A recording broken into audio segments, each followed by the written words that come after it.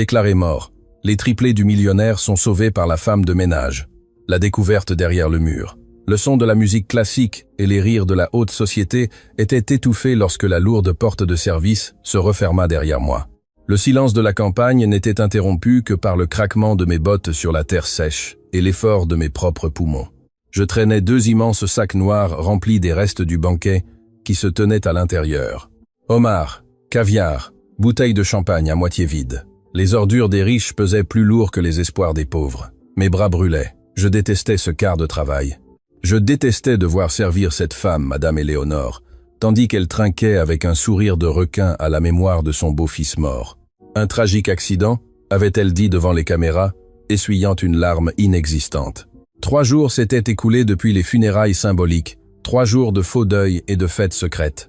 J'atteignis la benne à ordures, stratégiquement située loin du château, pour que la mauvaise odeur n'offense pas les narines délicates des invités. Je la soulevai avec un grognement d'effort et la lançai à l'intérieur. Le coup sec résonna dans la nuit. Je me penchai pour prendre le second, mais je m'arrêtai. Un son. Ce n'était pas le vent déplaçant les branches des oliviers. Ce n'était pas non plus un animal nocturne. Je connais bien la campagne et je sais distinguer le pas d'un renard ou le battement d'ailes d'une chouette. C'était différent. C'était un son humide, brisé, un gémissement humain étouffé par une douleur extrême. Je restai immobile, mes mains gantées de caoutchouc jaune, toujours accrochées au plastique du sac poubelle. Mon cœur battait contre mes côtes. Un intrus. La sécurité du domaine était impénétrable, ou du moins c'est ce qu'on disait si on me trouvait ici dehors à parler à un étranger. Éléonore me renverrait sans hésiter. « Qui est là ?» demanda-je, ma voix tremblant plus que je n'aurais voulu. Je saisis une bouteille en verre vide qui dépassait du sac, une arme pathétique, mais c'était tout ce que j'avais. Personne ne répondit. On n'entendit qu'un traînement pénible sur la terre, suivi d'une toux sèche, violemment réprimée, comme si quelqu'un se couvrait la bouche pour ne pas faire de bruit. Le son venait de l'autre côté du vieux mur de pierre qui délimitait l'ancien périmètre du domaine. Je fis un pas, puis un autre. La curiosité et la peur livraient bataille dans mon estomac. Je longeais le mur en collant mon dos à la pierre froide et rugueuse. Je respirais profondément, comptais jusqu'à 3, et tournais le coin avec la bouteille levée, prête à frapper. Ce que je vis me glaça le sang, et la bouteille me glissa des doigts, tombant au sol sans se briser, roulant inutilement jusqu'à heurter une botte usée. Il y avait un homme assis par terre, appuyé contre le mur, ou ce qu'il restait d'un homme. Ses vêtements étaient en lambeaux, recouverts d'une couche de poussière grise et de taches sombres que même dans la pénombre du crépuscule, je reconnus comme du sang séché. Il avait la tête baissée, les cheveux en bataille, et plein de terre, cachant son visage. Mais ce qui me fit porter les mains à la bouche pour étouffer un cri, ce ne fut pas son état lamentable, mais ce qu'il tenait. Ses bras, tendus et couverts d'éraflures, formaient un berceau inébranlable autour de 3 petits paquets. 3 couvertures blanches, maintenant sales et tachées de boue. C'étaient des bébés, 3 nouveau-nés. L'homme leva lentement la tête en entendant le bruit de la bouteille. Le mouvement lui coûta un monde. Je vis les muscles de son cou se tendre et sa mâchoire se serrer pour ne pas crier. Lorsque ses yeux rencontrèrent les miens, je sentis le sol disparaître sous mes pieds. Ce regard, ses yeux verts intenses, maintenant injectés de sang et cernés de poches violettes par l'épuisement, je les connaissais. Je les avais vus dans les magazines d'affaires qu'Éléonore laissait traîner. Je les avais vus dans les portraits qui pendaient dans le couloir principal avant qu'elle ne donne l'ordre de les retirer. C'était lui, le défunt, l'héritier. Monsieur Alexandre, murmurai-je en sentant mes jambes flancher. Je reculai d'un pas, terrifié comme si je voyais un fantôme. Il ne parla pas immédiatement. Sa gorge bougea en avalant, sèche comme le désert. Il serra les bébés plus fort contre sa poitrine. Un geste instinctif, animal. Il ne me regardait pas avec l'arrogance d'un patron, mais avec la terreur d'une proie acculée, de l'eau. Sa voix était un râle métallique, presque inaudible. « S'il vous plaît, mes enfants. » L'un des paquets bougea. Un petit gémissement aigu s'échappa des couvertures. Alexandre frissonna et baissa rapidement les yeux, berçant le bébé, le balançant avec des mouvements maladroits et désespérés. « Oui, papa est là, s'il te plaît, ne pleure pas. »« Non, maintenant, » murmurait-il, et je vis une larme creuser un sillon de saleté sur sa joue. « Ne faites pas de bruit, petits anges, s'il vous plaît. » La scène était si violente dans son contraste qu'elle me donna le vertige. L'homme le plus riche de la région, le propriétaire légitime de tout ce que nous foulions, était étendu par terre comme un mendiant, terrifié à l'idée que ses propres triplés fassent du bruit. Je m'approchai lentement, oubliant le protocole, oubliant que j'étais la femme de ménage et lui le propriétaire. Je m'agenouillais devant lui sans me soucier que la poussière salisse mon uniforme impeccable. « Monsieur Alexandre, tout le monde dit que vous êtes mort, » lui dis-je, ma voix gagnante en urgence. La voiture est tombée dans le ravin. On a trouvé les restes. Éléonore a dit qu'il n'y avait pas de survivants. Ils ont fait des funérailles. Il laissa échapper un rire qui ressemblait plus à un râle d'agonie. Il leva les yeux vers le château, où les lumières dorées brillaient au loin. « C'est ce qu'elle voulait, » dit-il. Et la rage dans sa voix fut si puissante qu'elle me fit frissonner. Ce n'était pas un accident, Manon. Elle a coupé les freins. Je regardais les bébés. Ils étaient minuscules, trop petits pour être à l'extérieur. Leurs petits visages étaient rouges, ridés par l'inconfort et la faim. « Vous êtes là depuis 3 jours avec les enfants ?» demanda-je horrifié. « À marcher, à ramper, corrigea-t-il, essayant de bouger sa jambe droite et laissant échapper un sifflement de douleur aiguë. La jambe était à un angle anormal à l'intérieur de sa botte. J'ai dû les sortir de la voiture avant qu'elle n'explose. J'ai dû me cacher dans la forêt. Si elle sait que nous sommes vivants, elle finira le travail. » Le bébé qui s'était plaint auparavant laissa échapper un cri plus fort, un cri de faim pur et dur. Alexandre pâlit, regarda vers la maison avec des yeux exorbités par la panique. « Fais-le taire, » supplia-t-il, non pas avec méchanceté, mais avec un désespoir pur. Les gardes patrouillent, s'ils entendent. Il ne termina pas la phrase, mais ce n'était pas nécessaire. Je compris la terreur dans ses yeux. Il ne craignait pas pour lui. Il craignait pour ces 3 vies innocentes qu'il portait dans ses bras. À ce moment-là, je ne vis pas le millionnaire. Je vis un père prêt à se laisser tuer pour que l'on ne touche pas à ses enfants. Le cri du bébé coupa l'air tranquille du soir comme une sirène d'alarme. Alexandre essaya maladroitement de mettre son petit doigt sale et tremblant dans la bouche du petit pour le calmer, pour lui donner quelque chose à sucer, mais la faim de l'enfant était plus forte que le réconfort. Ils ont faim. Ils n'ont rien mangé d'autre que l'eau de pluie que j'ai pu recueillir avec mes mains. « Ils vont mourir, Manon », me dit-il en me regardant fixement. Ses mains, qui signaient des chèques de millions d'euros, tremblaient maintenant de manière incontrôlable à cause de la faiblesse. « Tu dois nous aider, ou mieux, emmène-les. » La demande me frappa comme une gifle. « Qu'est-ce que vous dites ?» demandai-je, m'approchant pour examiner les enfants. Ils étaient froids, trop froids. Je ne peux plus marcher. Ma jambe, je crois qu'elle est gangrenée. Je ne la sens plus depuis hier, avoua-t-il. Et pour la première fois, je remarquai l'odeur métallique et douce qui émanait de son pantalon déchiré, mêlé à la sueur et à la terre. Je suis un fardeau. Ils sont lourds. Je ne peux pas courir si on nous découvre. Emmène-les, toi. Cache-les au village. Dis que ce sont les tiens. Dis que tu les as trouvés dans une église. Je m'en fiche, mais sors-les d'ici avant qu'Éléonore ne les trouve. Ne dites pas de bêtises, répliquai-je, mon instinct maternel prenant le dessus sur le respect dû. Je ne vais pas vous voler vos enfants et vous laisser ici par terre pour que les loups vous mangent ou que les gardes de cette sorcière vous achèvent. Alexandre me saisit le bras.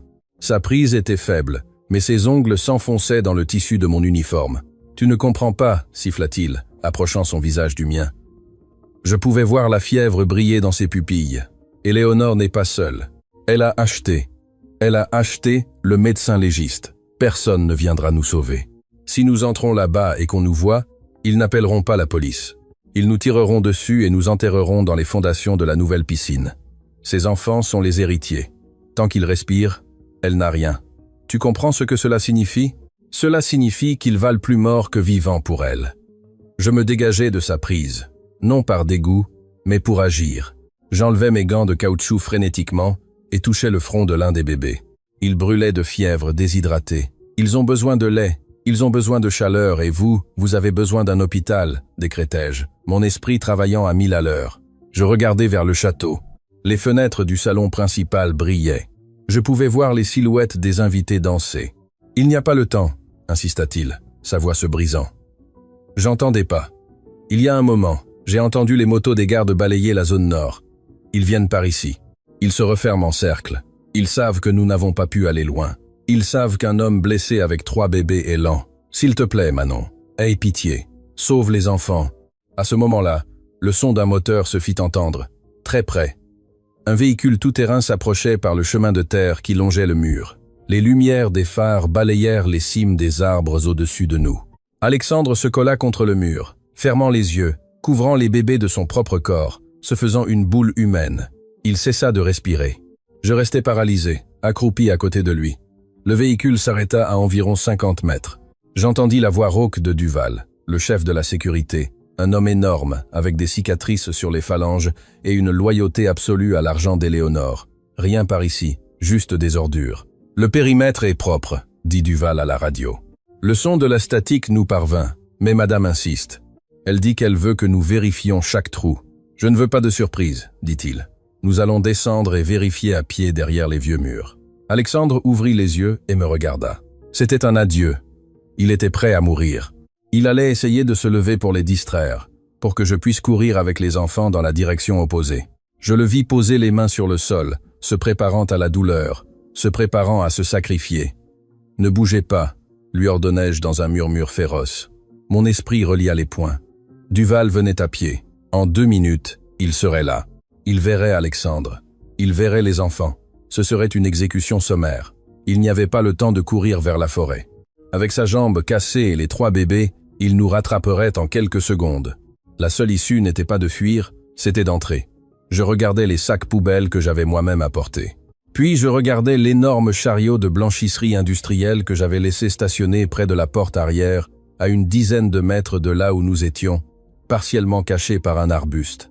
C'était un conteneur en toile grise profonde avec des roues renforcées, utilisé pour transporter les draps sales et les nappes tachées de vin. « Le camion de la blanchisserie », murmurai-je plus pour moi que pour lui.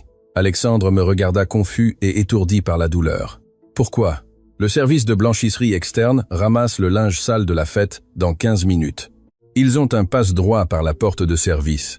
Les gardes ne vérifient pas le linge sale, ça les dégoûte. » Je me tournai vers Alexandre, le saisissant par les épaules avec une force qui le surprit. « Vous n'allez pas rester ici mourir, monsieur Alexandre, et je ne vais pas courir dans la forêt avec 3 bébés affamés comme une fugitive. Nous allons entrer dans votre maison. Nous allons entrer par la grande porte. Mais d'abord, nous devons nous transformer en ordures. »« Tu es folle, » murmura-t-il. Mais je vis une étincelle d'espoir s'allumer dans ce regard mort. « Oui, je suis folle. Et vous êtes désespéré. »« C'est une bonne combinaison, » répondis-je. Le son des bottes de Duval, écrasant les feuilles sèches, se fit plus fort. Crac, crac, crac. « Pouvez-vous ramper sur 3 mètres ?» lui demanda-je en désignant le chariot de blanchisserie.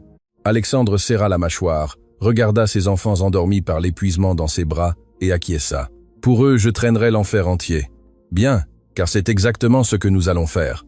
Nous allons faire entrer l'enfer dans la fête de Madame Éléonore. » Je me levai, secoua mon tablier pour enlever la poussière et adoptai ma posture de servante soumise. Mais mes mains ne tremblaient plus. J'étais furieuse. Et une mère furieuse, même si les enfants ne sont pas les siens, est plus dangereuse que n'importe quelle armée. Je courus vers le chariot de blanchisserie et le poussai vers lui, faisant grincer les roues, juste au moment où la lumière de la lampe de poche de Duval commençait à couper l'obscurité vers notre position. C'était maintenant ou jamais, l'humiliation. Pendant qu'au dehors, la mort nous soufflait dans la nuque, à l'intérieur du château, la vie était célébrée avec une cruauté qui glaçait le sang. Les murs de pierre de la grande maison n'isolaient pas seulement du froid, mais aussi de la compassion. Dans le grand salon, le tintement des verres de cristal coupait l'air. Madame Éléonore était debout près de la cheminée, une coupe de champagne à la main, observant ses invités avec un sourire qui n'atteignait pas ses yeux. Il n'y avait aucune trace de deuil dans sa posture. Son dos était droit, tendu, comme la corde d'un violon sur le point de se rompre. « Ce champagne a un goût de vinaigre », cria-t-elle soudainement, lançant la coupe contre le mur le plus proche. Le cristal éclata en 1000 morceaux, et le liquide mousseux macula l'ancienne tapisserie. Le silence dans la pièce fut immédiat. L'orchestre à cordes s'arrêta net. Un jeune serveur tremblant s'approcha avec un plateau pour ramasser les fragments. Éléonore le regarda avec mépris, comme s'il était un insecte qu'elle venait d'écraser. « Sortez-le de ma vue et apportez une autre bouteille de la réserve privée d'Alexandre », ordonna-t-elle en prononçant le nom de son beau-fils, avec un mélange de moquerie et de triomphe. Après tout, il n'en aura plus besoin. L'avocat de la famille, maître Dubois, un homme petit et transpirant avec des yeux de rongeur, s'approcha d'elle en se glissant parmi les gens. Il lui murmura à l'oreille, ignorant le drame du serveur humilié. « Madame Éléonore, s'il vous plaît, dissimulez un peu. Les partenaires de l'entreprise sont ici. » Cela fait à peine 3 jours que l'incident. Éléonore laissa échapper un rire sec, sans joie. Elle se tourna vers lui en murmurant avec une venimosité qui fit reculer l'avocat. L'incident? Appelez ça par son nom. Dubois, l'accident dans le virage. Cette voiture a si bien brûlé qu'il ne restait même pas les dents pour identifier. Elle baissa encore plus la voix, enfonçant ses ongles dans la manche du costume de l'homme. Avez-vous apporté les papiers? Ils sont au bureau. Le transfert de la tutelle des biens. Comme les triplés ont aussi disparu. Vous êtes la seule bénéficiaire, mais nous avons besoin de la signature du juge, et il arrivera dans 1 heure. Bien, car je veux effacer la trace de ces morveux de cette maison ce soir même. Éléonore regarda l'immense portrait de famille qui trônait dans le salon, où Alexandre souriait en tenant ses nouveau-nés. D'un geste rapide de la main, elle appela le chef d'entretien. « Je veux ce tableau enlevé. Brûlez-le, jetez-le, je m'en fiche. Mais si je revois le visage de cet inutile ou de ces rejetons sur mes murs, vous serez mis à la porte avec eux. » « Mais madame, c'est le père de... » commença l'homme, un ancien employé qui avait vu grandir Alexandre. « C'est un cadavre !» lui cria Éléonore, perdant son sang-froid un instant. Sa voix résonna dans le salon, aiguë et stridente. « Et les morts ne donnent pas d'ordre. Je suis la propriétaire maintenant. Je paye votre salaire. Faites ce que je vous dis ou partez. » Les gens détournaient le regard, mal à l'aise, mais personne ne disait rien. L'argent d'Éléonore achetait le silence. Elle se promenait parmi les invités, recevant des condoléances hypocrites, feignant d'essuyer une larme quand quelqu'un mentionnait la tragédie, mais ses yeux brillaient de la fièvre du pouvoir absolu. « Etsy, demanda l'avocat nerveusement, essuyant la sueur de son front avec un mouchoir. Le rapport de police dit qu'ils n'ont pas trouvé de corps complet, seulement des restes du véhicule. Et Éléonore le saisit par la cravate et le tira vers le bas, l'obligeant à la regarder dans les yeux. « Écoutez-moi bien, imbécile. Je me suis assuré moi-même que ces freins ne fonctionnaient pas. J'ai vu moi-même comment ils ont manipulé le système hydraulique. Cette voiture est tombée dans un ravin de 100 mètres et a ensuite explosé. Personne ne survit à ça, encore moins un homme mou avec 3 bébés pleurnichards. Ils sont morts. Et si par miracle l'un d'eux respire encore ?» Son regard se déplaça vers la fenêtre sombre qui donnait sur le jardin arrière, où la nuit cachait ses secrets. « Alors nous nous assurerons qu'il cesse de le faire avant l'aube. Duval a des ordres stricts. Tirez d'abord, posez des questions ensuite. » L'avocat acquiesça, pâle, et s'éloigna. Éléonore sourit, prit une autre coupe d'un plateau qui passait et trinqua seule devant le miroir. « Santé, Alexandre, merci de me laisser tout. Je promets de le dépenser rapidement. » Pendant qu'elle buvait le champagne froid, dehors, son beau-fils buvait la poussière du sol, luttant pour chaque seconde de vie. Le conflit urgent. Le faisceau lumineux de la lampe de poche de Duval coupa l'obscurité comme un couteau, balayant les troncs des oliviers à seulement 20 mètres de nous. Le son de ses bottes lourdes, écrasant l'herbe sèche, s'approchait rythmiquement.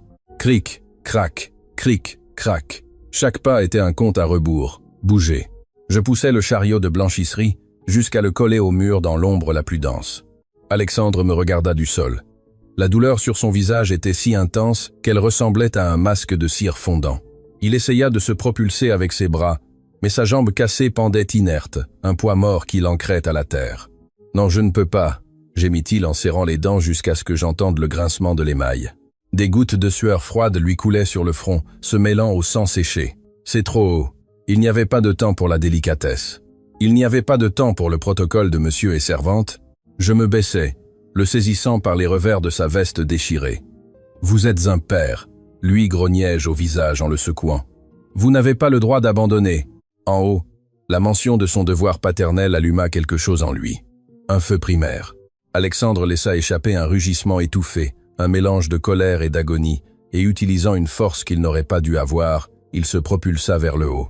Je le tirai, glissant mes mains sous ses aisselles, ignorant l'odeur d'infection et de peur. Je le traînai jusqu'au bord du chariot en toile. Il halétait comme un animal mourant. « Les enfants d'abord » balbutia-t-il, refusant d'entrer tant que ses enfants ne seraient pas en sécurité. Avec des mains tremblantes mais rapides, je pris le premier bébé. Il pesait si peu, c'était comme tenir un oiseau blessé. Je le déposai au fond du chariot sur une pile de nappes sales qui sentait le vin rance et la sauce. Je pris le second, le troisième. Je les arrangeai dans un coin, faisant un nid avec les tissus les plus doux que je pus trouver parmi la saleté. « Maintenant vous » ordonnai-je. Alexandre s'accrocha au bord métallique du chariot. Ses phalanges étaient blanches. D'un effort titanesque, il souleva son torse et se laissa tomber dans le conteneur. L'impact lui arracha un cri que je réussis à étouffer en lui couvrant la bouche de ma propre main. « Chut, mon Dieu, taisez-vous » le suppliai-je à l'oreille. Je sentis ses larmes chaudes mouiller ma paume. Sa jambe cassée avait heurté le fond du chariot. La douleur devait être aveuglante. « Pardon, pardon » murmurait-il en délirant, se recroquevillant en position fœtale autour des 3 bébés pour les protéger de son corps. « Ne les laissez pas nous trouver, Manon. » Ne les laissez pas les toucher. La lumière de la lampe de poche éclaira le coin du mur à seulement 3 mètres. Rapidement, je commençai à jeter des serviettes sales, des uniformes de serveurs tachés de graisse et de vieux draps sur eux. Je couvris sa tête, je couvris leur corps, je couvris les bébés, je les enterrai sous l'immondice de la fête. Ne bougez pas, ne respirez pas. Si vous toussez, nous sommes morts, murmurai-je à la montagne de linge sale. Je me retournai juste au moment où Duval apparaissait au coin avec la main sur son étui de pistolet. La lumière de sa lampe de poche me frappa directement au visage, m'aveuglant. « Halte là !» aboya Duval. « Qui diable est là ?» Je levai les mains instinctivement, me protégeant les yeux. Mon cœur battait si fort contre ma poitrine que je craignais qu'il ne puisse l'entendre. « C'est moi, monsieur Duval. »« Manon !» criai-je, feignant une indignation que je ne ressentais pas pour cacher ma panique. « Vous m'avez presque aveuglé avec ce truc. » Duval baissa légèrement la lampe de flashlight, pointant maintenant ma poitrine puis l'énorme chariot de blanchisserie à mes côtés. Il s'approcha lentement avec cette arrogance de brute que lui donnait l'uniforme. « Qu'est-ce que tu fais ici derrière, Manon? La fête est à l'intérieur. Personne ne doit être sur le périmètre. » Ordre de madame. « Et qui croyez-vous qui sort les ordures de la fête? Vous ?» lui répondis-je en mettant les mains sur les hanches. Ma voix sonna ferme. « Dieu merci. Le camion de la blanchisserie arrive dans 10 minutes. Je dois l'emmener à l'entrée de service où le gérant me déduira ma journée. Regardez comme c'est plein. Ces invités mangent et boivent comme des cochons. » Duval s'approcha du chariot, fit le tour en l'inspectant. Il donna un coup de pied dans une des roues. Le chariot trembla violemment. Je retins mon souffle. « S'il vous plaît, qu'il ne pleure pas. S'il vous plaît, qu'Alexandre ne crie pas. » Du fond du chariot, sous les couches de tissu, on entendit un son, un léger craquement, comme une branche qui se brise ou un os qui bouge. Duval s'arrêta net, inclina la tête. « Qu'est-ce que c'était ?» demanda-t-il, portant à nouveau sa main à son arme. La terreur me glaça les veines. Mon esprit devint vide un instant. Il fallait que j'invente quelque chose. « Déjà ? Quoi donc ?» dis-je en riant nerveusement. « Ah, les rats. Cet endroit est infesté depuis qu'ils ont coupé le budget de la fumigation. J'ai vu une fois un rat de la taille d'un chat se faufiler entre les sacs. C'est pour ça que je suis pressé, monsieur Duval. Je ne veux pas qu'il me monte sur les jambes. » Duval me regarda avec dégoût, fronçant le nez. « Maudits animaux !» marmonna-t-il en relâchant un peu sa posture, mais il ne s'éloigna pas. Il s'approcha du chariot et souleva un coin d'un drap taché de vin rouge qui ressemblait à du sang. « Ça sent le pourri ici. C'est de la nourriture, du vin et du vomi d'ivrogne. Vous voulez vérifier ?» Je le défiai en attrapant une serviette imbibée de sauce sombre et en la lui tendant. « Tenez, aidez-moi à trier si les ordures vous intéressent tant. » Le garde recula avec une grimace de répulsion, agitant la main devant son nez. « Enlève ça de mon visage. Dégage d'ici. Mais vite, si je te vois traîner encore une fois, je dirai à Éléonore que tu voles des couverts. »« Oui, monsieur. Merci, monsieur. » Je saisis le guidon du chariot. Il pesait 1 tonne. Alexandre et les bébés ajoutaient près de 100 kg au poids du linge. Je poussais de tout mon corps, enfonçant mes bottes dans la terre. Les roues grinçaient en protestant. J'avançais pas à pas, sentant le regard de Duval planté dans mon dos. Chaque mètre était une agonie. Ne toussez pas, ne pleurez pas. Juste au moment où j'allais tourner vers l'entrée de service, le talkie-walkie de Duval retentit avec un éclat de statique. « Duval, venez au salon principal. Madame Éléonore perd patience. Un serveur a laissé tomber un plateau, et elle veut que quelqu'un lui enseigne les bonnes manières. À vous. » « Reçu. »« J'arrive, » répondit Duval. J'entendis ses pas s'éloigner rapidement vers l'entrée principale. Je lâchai l'air que j'avais retenu dans mes poumons, jusqu'à ce que ma poitrine me fasse mal. Mes jambes tremblaient si fort que je dus m'appuyer sur le chariot pour ne pas tomber. « C'est passé, il est parti, » murmurai-je au linge sale, les larmes aux yeux. « Tenez bon, monsieur Alexandre. Nous y sommes presque. » Mais il n'y eut pas de réponse de l'intérieur du chariot, seulement le silence. Un silence lourd et terrifiant. Je poussai le chariot avec une urgence renouvelée vers la rampe de service. En entrant dans la lumière fluorescente du couloir de la cuisine, j'écartai rapidement les premières couches de linge. Le visage d'Alexandre était gris, presque bleuté. Ses yeux étaient fermés. Sa tête tombait sur le côté, inerte. Les bébés dormaient sur sa poitrine. Mais lui ne bougeait pas. « Monsieur Alexandre », le secouai-je doucement. Rien. Il s'était évanoui de douleur. Ou pire. Je regardais l'horloge murale de la cuisine. Il restait 5 minutes avant qu'Éléonore ne signe les papiers. J'avais un homme mourant, et 3 héritiers illégitimes cachés dans un chariot de blanchisserie au milieu de la cuisine pleine de chefs, criant des ordres pour le banquet.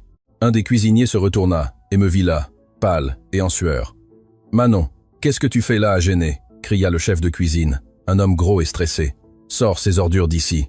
Nous avons besoin de place pour le dessert. »« Oui, chef. »« Tout de suite, » dis-je en baissant la tête, recouvrant à nouveau Alexandre. Mon plan d'entrée avait fonctionné, mais maintenant j'étais prise au piège dans la gueule du loup. Si Alexandre ne se réveillait pas, s'il ne pouvait pas parler, je n'étais qu'une femme de ménage avec un cadavre dans un chariot. Je devais atteindre le salon principal. Je devais traverser tout le service, passer la sécurité interne et entrer dans la fête avant que l'avocat ne mette le stylo dans la main d'Éléonore, et je devais le faire seul. Je poussais le chariot vers les portes battantes qui menaient au couloir des invités. Le vrai danger venait de commencer. La révélation. Le couloir de service était un bouillon de chaos contrôlé. Un monde à part du luxe silencieux du salon principal. Ici, l'air était saturé d'odeurs de sauce aux truffes, de viande rôtie et du stress aigre de 50 employés courant pour leur vie professionnelle. Je poussais le chariot de blanchisserie, les phalanges blanches, sentant le poids mort d'Alexandre et des enfants tirés sur mes épaules comme si je portais des pierres. « Attention, stupide !» me cria un serveur qui passait en courant avec un plateau de verre de cristal vide. Nous faillîmes nous heurter. Le chariot vacilla dangereusement, et l'une des roues avant, déjà endommagée par les mauvais traitements dans le jardin, émit un grincement métallique qui me parut être un coup de feu dans la tête. « Pardon, pardon. Je vais à la blanchisserie », balbutiai-je en baissant la tête, essayant de me rendre invisible. Mon cœur battait contre mes côtes avec tant de force que je craignais que cela ne se voie à travers mon uniforme. Personne ne me prêta attention. Pour eux, je faisais partie du mobilier, une ombre avec des gants jaunes. Mais je savais ce que je portais. Je portais le destin de cette famille enfouie sous des nappes tachées de vin et des serviettes sales. J'arrivais à une petite alcôve latérale, un espace étroit entre la chambre froide et le cellier, où l'on rangeait les balais et les produits de nettoyage. C'était le seul endroit sans caméra. J'avais besoin d'une seconde. J'avais besoin de savoir si l'homme que je traînais était encore en vie. Je rentrais le chariot dans l'interstice et fermais la porte, restant dans une pénombre à peine éclairée par la lumière qui filtrait sous le cadre. Mes mains tremblaient de manière incontrôlable, tandis que j'arrachais les couches de linge sale. « Monsieur Alexandre !» murmurai-je en écartant une serviette humide de son visage. Ce que je vis me glaça le cœur. Il était gris. Ses lèvres avaient une teinte bleutée et ses yeux bougeaient rapidement sous ses paupières fermées. Il brûlait de fièvre. L'infection de sa jambe se propageait dans son sang plus vite que nous ne l'avions estimé. « Non, ne mourrez pas maintenant. Ne me faites pas ça !» le suppliai-je en lui tapotant doucement la joue, maculant sa peau de ma propre sueur. « Réveillez-vous. » Les bébés, miraculeusement, dormaient toujours, blottis contre la chaleur fébrile de leur père, drogués par l'épuisement et la faim. Ils étaient si petits, si fragiles. Si Alexandre mourait ici dans ce placard à balai, je n'aurais aucun moyen de les sauver. Éléonore nous détruirait tous. Alexandre laissa échapper un gémissement étouffé et ouvrit brusquement les yeux. Il ne me reconnut pas au début. Ses pupilles étaient dilatées, noires, avalant le vert de son iris. Il me saisit le poignet avec une force surprenante, une poigne de désespoir. « Les freins, Éléonore !»« Non !» cria-t-il dans un murmure rauque, essayant de se redresser, revivant l'accident. « Chut, c'est moi, c'est Manon, nous sommes à l'intérieur, nous sommes dans la cuisine, » lui dis-je en le retenant par les épaules pour qu'il ne renverse pas le chariot. « Vous êtes en sécurité pour l'instant. » Il cligna des yeux, la réalité s'infiltrant lentement à travers son délire. Il regarda les enfants sur ses genoux, les compta du regard. 1, 2. Puis, il s'effondra en arrière contre la toile sale, exhalant un air qui sentait la maladie. « La cuisine » murmura-t-il. Sa voix était comme du papier de verre. « Quelle heure est-il, Manon ?»« J'ai besoin de savoir l'heure. » Je regardais ma montre bracelet en plastique bon marché. Il est 20h15. La réaction d'Alexandre fut électrique. La panique transforma son visage, lui donnant une énergie qu'il n'aurait pas dû avoir.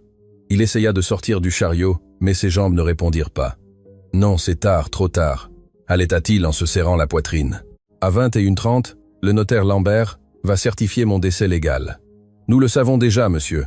Ils vont signer l'héritage.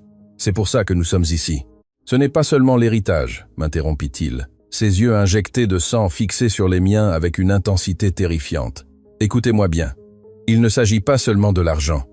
Il y a une clause dans le trust de mon père. Si je meurs sans héritier reconnu, la propriété des terres passe automatiquement à une société anonyme étrangère. Il toussa violemment, se couvrant la bouche pour ne pas faire de bruit. Quand il retira sa main, je vis une tache de sang frais. « Éléonore ne gardera pas le château, Manon », continua-t-il en parlant vite, de manière précipitée. « Elle a déjà tout vendu. Elle a vendu le domaine, les oliviers, les maisons des travailleurs. Elle a tout vendu à une entreprise de construction industrielle. À 22, si ces papiers sont signés, les bulldozers entreront. Ils démoliront tout. Votre maison, le village, le cimetière où repose ma mère. Tout disparaîtra demain à l'aube. » La révélation me frappa à l'estomac. Ce n'était pas seulement une lutte pour la fortune d'un riche, c'était aussi ma maison. C'étaient les maisons de mes parents, de mes voisins. Éléonore ne voulait pas être la reine du domaine. Elle voulait encaisser le chèque et mettre le feu au royaume. « Cette femme est le diable », murmura-je, sentant une nausée froide. « Pire », dit Alexandre en fermant les yeux à cause de la douleur de sa jambe. « Elle a besoin que nous soyons morts pour toucher l'assurance vie de l'entreprise. Ces millions sont son paiement final. Si elle signe ce papier à 20 et une 30, je cesse d'exister légalement et mes enfants deviennent des dommages collatéraux qu'elle peut éliminer sans que personne ne pose de questions. » Il me regarda à nouveau et je vis des larmes d'impuissance couler sur son visage sale. « Je ne peux pas marcher, Manon. Je ne sens plus mes jambes. Je suis fini. Tu dois y aller, toi. Tu dois entrer dans le salon et crier. Dis-leur que je suis ici. Dis-leur d'arrêter. » Je secouai la tête frénétiquement. « Moi? Qui va me croire? Je suis la femme de ménage, monsieur. Si j'entre là-bas en criant, Duval me frappera avant que je puisse dire un mot. Ils diront que je suis folle, que je suis ivre. Personne n'écoute les petites gens. Alors nous sommes morts, murmura-t-il en laissant tomber la tête vaincu. Le silence dans le petit placard à balai était lourd, suffocant. Je pouvais entendre la musique de l'orchestre filtrant à travers les murs. Une mélodie joyeuse qui se moquait de notre malheur. Je regardais mes mains. Je portais toujours un gant jaune, des mains de travail, des mains qui avaient lavé les sols de ce château pendant 10 ans. Je connaissais chaque fissure, chaque secret de cette maison. Et maintenant j'avais entre mes mains la poubelle la plus précieuse du monde. Une fureur froide, différente de la peur, commença à monter dans ma gorge. « Non », dis-je. Ma voix sonna étrange, dure. Alexandre ouvrit un œil en me regardant. « Je n'irai pas seul », lui dis-je en le recouvrant à nouveau avec les draps sales, mais cette fois avec soin, laissant un espace stratégique pour qu'il puisse respirer. « Nous allons entrer tous les 5. Vous, moi et les enfants. »« Manon, je ne peux pas marcher, » protesta-t-il faiblement. « Vous n'avez pas besoin de marcher, monsieur. Vous avez juste besoin d'être vivant. Je serai vos jambes. Je pousserai ce chariot jusqu'en enfer s'il le faut. Mais vous devez me promettre une chose. » Je m'approchai de son visage, à quelques centimètres du sien, ignorant les barrières sociales qui nous avaient toujours séparés. « Quand j'ouvrirai ces portes, quand je renverserai ce chariot au milieu de votre élégante fête, vous devrez vous lever, ne serait-ce qu'une fois, même si c'est la dernière chose que vous faites. Vous devez vous lever et regarder cette sorcière dans les yeux. Vous pouvez le faire ?» Alexandre me regarda. Il vit la détermination dans mes yeux. Il vit que je ne lui demandais pas la permission, mais que je lui donnais un ordre. Il déglutit, acquiesça lentement, et sa main chercha la mienne sous le linge sale. Il serra mes doigts. « Je le ferai », jura-t-il. « Même si mes os restants se brisent, je le ferai. »« Bien », me redressai-je, lissai mon tablier et remis l'autre gant. « Alors nous allons leur gâcher la fête. » L'action transformatrice. Je sortis du placard à balai, poussant le chariot avec une nouvelle violence. Je ne me cachais plus. Je n'essayais plus d'être invisible. J'étais maintenant une locomotive. Mes bottes frappaient le sol carrelé avec une détermination militaire. Le couloir qui reliait la cuisine au grand salon. Il était long, décoré de tapis persans qui amortissaient le son des roues, mais augmentaient la résistance. Le chariot pesait des tonnes. Mes bras brûlaient. Mes poumons réclamèrent de l'oxygène. Mais l'adrénaline était un puissant carburant. « Hé, vous !» Une voix stridente m'arrêta net juste avant les doubles portes en chêne qui menaient au vestibule principal. C'était Madame Leclerc, la gouvernante. Une femme amère, loyale à Éléonore, jusqu'à la moelle, avec une robe noire sévère et un trousseau de clés qui tintaient comme des chaînes de forçat. Elle se posta au milieu du couloir, me barrant le passage, les bras croisés. « Où croyez-vous aller avec ça, Manon ?» demanda-t-elle en me regardant de ses petits yeux méfiants. « La sortie de service est de l'autre côté. Vous salissez le bon tapis. J'ai des ordres directs, » mentis-je sans m'arrêter, poussant le chariot vers elle, espérant qu'elle s'écarterait. Mais Madame Leclerc ne bougea pas. Elle posa une main sur le bord du chariot, le freinant. Des ordres de qui? Madame Éléonore a dit qu'elle ne voulait voir personne du service dans cette zone, et encore moins avec un chariot de linge sale qui sent le. Madame Leclerc fronça le nez et se pencha vers le chariot. Ça sent la mort, là-dedans. Qu'est-ce que vous transportez? Mon cœur s'arrêta. Si elle soulevait le drap, tout était fini. Elle crierait, appellerait Duval. Chest. C'est un animal mort que nous avons trouvé dans le jardin, improvisai-je, sachant que son dégoût serait mon meilleur allié. Un chien errant. Madame a dit de le sortir par ici pour que les invités ne le voient pas par la fenêtre de la cuisine. Madame Leclerc recula d'un pas, horrifiée, mais sa loyauté aux règles était plus forte que sa répulsion. Mensonge, madame ne permettrait jamais ça. Ouvrez ça, je veux voir. Sa main se dirigea vers le drap qui couvrait la tête d'Alexandre. Je ne réfléchis pas. Ce fut un pur instinct. Je lâchai le guidon du chariot d'une main. Je saisis le bras de madame Leclerc avant qu'elle ne puisse toucher le tissu et la tirai vers moi d'un coup violent. Ses yeux s'écarquillèrent de surprise. Jamais, en 30 ans, une employée ne l'avait touchée. « Écoutez-moi bien, vieille sorcière », lui murmurai-je, mon visage à quelques centimètres du sien, laissant échapper toute la rage accumulée par des années d'humiliation. « Si vous touchez ce chariot, je vous jure sur la mémoire de ma mère que je vous arrache les yeux.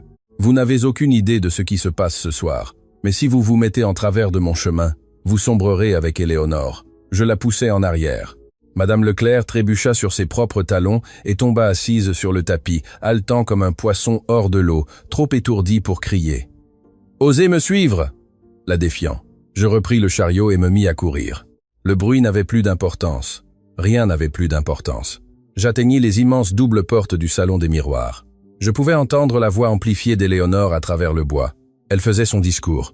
Et bien que la douleur de la perte de mon cher beau-fils soit immense, disait-elle de cette voix fausse et mielleuse qu'elle répétait devant le miroir, nous devons regarder vers l'avenir, un avenir brillant pour ces terres. C'est pourquoi je veux signer devant vous cet engagement de... Je regardais le chariot, imaginant Alexandre à l'intérieur, serrant les dents, se préparant. J'imaginais les bébés innocents dormant sur la poitrine de leur père mourant. Je pris une grande inspiration, une profonde bouffée d'air qui remplit mes poumons de courage. « Accrochez-vous bien, monsieur », murmurai-je. Je reculai de 2 pas pour prendre de l'élan.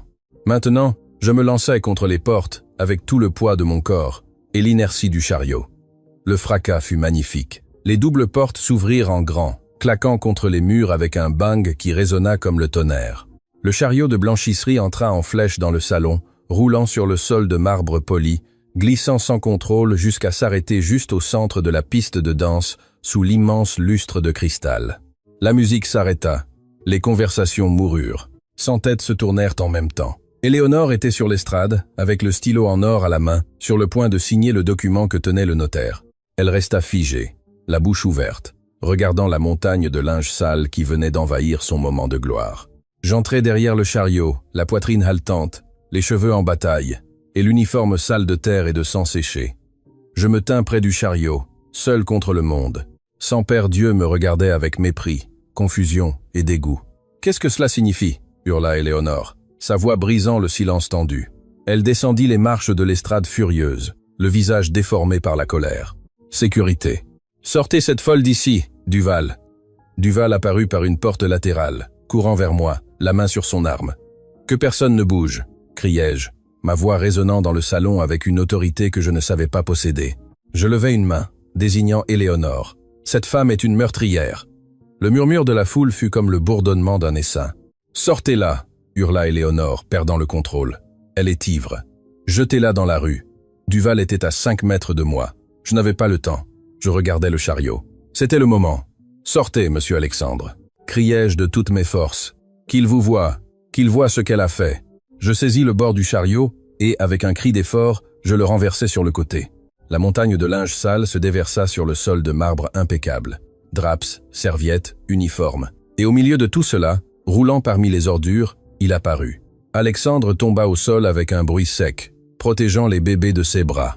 Le silence dans la pièce se transforma en un vide absolu. Personne ne respirait. Lentement, douloureusement lentement, Alexandre bougea. Il laissa échapper un gémissement qui s'entendit jusqu'au dernier coin du salon. Il posa une main ensanglantée sur le sol blanc, laissant une marque rouge brillante, une signature de vie au milieu de la propreté de la mort. Il leva la tête. Son visage était couvert de crasse, de sang et de sueur, mais ses yeux verts brillaient d'un feu terrible. Éléonore lâcha le stylo, Le son de l'or frappant le sol fut le seul bruit dans la pièce. Son visage devint de la couleur des cendres. Elle recula, heurtant le notaire, secouant la tête, comme si elle voyait le diable lui-même. « Impossible !» murmura-t-elle. Et le microphone qu'elle portait encore à son revers amplifia sa terreur pour que tout le monde l'entende. Alexandre s'appuya sur son bras. Il avait du mal à respirer, mais il tint sa promesse. Il se leva, d'abord un genou, puis l'autre, traînant sa jambe cassée. Il resta là, vacillant, un spectre sorti de la tombe, serrant contre sa poitrine les 3 héritiers qui étaient censés avoir cessé d'exister. Les bébés, réveillés par le choc, commencèrent à pleurer, le son de la vie, 3 pleurs puissants qui brisèrent le sortilège. Alexandre regarda sa belle-mère. Il ne cria pas, ce n'était pas nécessaire. Sa voix, brisée et faible, coupa l'air comme une sentence judiciaire. « Ne signez rien, Éléonore, dit-il, et chaque mot fut un clou dans son cercueil. Je ne suis pas encore mort. » La négation désespérée. L'écho de la voix d'Alexandre, brisée et caverneuse, rebondit sur les murs recouverts de soie du salon, mais le silence qui suivit fut encore plus assourdissant. C'était un silence dense, lourd, comme l'air avant un ouragan. Les invités, une collection de costumes sombres et de robes de créateurs, formaient un cercle de statues horrifiées autour de la scène dantesque qui venait de profaner leur fête. Au centre du marbre immaculé, la tache de saleté s'étendait. Alexandre, à genoux, tremblait violemment. Son effort pour se lever avait consommé sa dernière réserve d'énergie, et maintenant il se maintenait droit uniquement par la force de volonté d'un père qui sait que s'il tombe, ses enfants meurent. Les 3 bébés, réveillés par le chaos, pleuraient avec une puissance déchirante, leurs petits poumons criant la vérité qu'Éléonore voulait enterrer. Éléonore réagit la première. Son cerveau, entraîné à la manipulation et à la cruauté, chercha désespérément une issue. Elle ne pouvait pas, la réalité. Pas devant les investisseurs, pas devant le notaire qui tenait l'avenir de sa fortune dans un stylo suspendu en l'air. « Sécurité !» hurla-t-elle de nouveau. Mais cette fois sa voix se brisa, aiguë et stridente, révélant la panique qui la rongeait de l'intérieur. « Sortez ce mendiant d'ici, c'est un imposteur !» Elle descendit les marches de l'estrade, trébuchant presque sur sa propre robe de soirée, désignant Alexandre d'un doigt accusateur qui tremblait comme une feuille au vent. « Regardez-le !» cria-t-elle aux invités en tournant sur elle-même, cherchant des alliés avec des yeux exorbités. « Croyez-vous que cet animal sale est mon beau-fils? Alexandre est mort, nous l'avons enterré. C'est une blague macabre. C'est un acteur payé par la concurrence pour ruiner les affaires. » Duval, le chef de la sécurité, se fraya un chemin à travers la foule, poussant un serveur. Son visage était un masque de fureur contenue. Il savait que sa tête était aussi en jeu. Si Alexandre parlait, s'il racontait l'histoire des freins, Duval irait en prison à vie. En arrière, aboya Duval, dégainant sa matraque télescopique avec un claquement métallique qui glaça le sang des présents. « Au sol, personne ne bouge !» Je m'interposai entre lui et Alexandre. Mon uniforme de servante était taché de graisse, de moteur et de sang. Mes cheveux s'étaient échappés de ma queue de cheval et tombaient sur mon visage, mais je ne m'étais jamais senti aussi forte. Je saisis une bouteille de champagne sur une table voisine, la brisai contre le bord de la table et tins le col de verre dentelé comme un couteau. « Si tu fais un pas de plus, je t'ouvre la gorge, Duval !» lui criai-je. Ma voix n'était pas celle de l'employé de maison qui baissait la tête, c'était la voix d'une lionne défendant sa portée. « Touche-le, et je te jure que je te tue toi-même. » Les invités étouffèrent un cri collectif. La haute société n'était pas habituée à voir la servante armée et prête à tuer. « Elle est folle !» cria Éléonore, s'approchant de Duval, le saisissant par le bras. « Tirez-lui dessus, ils sont dangereux, ils ont des armes. Protégez les invités. » Duval hésita. Il regarda les centaines de témoins. Il regarda les téléphones portables qui commençaient à s'élever, filmant la scène. Il ne pouvait pas tirer sur une femme et un homme blessés avec des bébés dans les bras devant l'élite de la ville sans conséquence. Mais le désespoir d'Éléonore était contagieux. « Fais-le » siffla-t-elle à l'oreille de Duval. « Je te paie le double, le triple. Sors-les d'ici et achève-les derrière. » Alexandre du sol leva la tête. Le sang lui coulait du nez sur les couvertures blanches des triplés. « Non, ce n'est pas un acteur » éructa-t-il en regardant directement le notaire. Maître Lambert, un homme âgé et respectable qui avait servi son père. « Lambert, regardez-moi. C'est moi, Alexandre. » Le notaire baissa ses lunettes, pâle comme un drap. Il fit un pas hésitant en avant, ignorant les cris d'Éléonore. « Ne vous approchez pas, Lambert » ordonna Éléonore en se mettant au milieu. « Il sent l'alcool. C'est un ivrogne qu'ils ont ramassé dans la rue. » Mais Alexandre ne s'arrêta pas.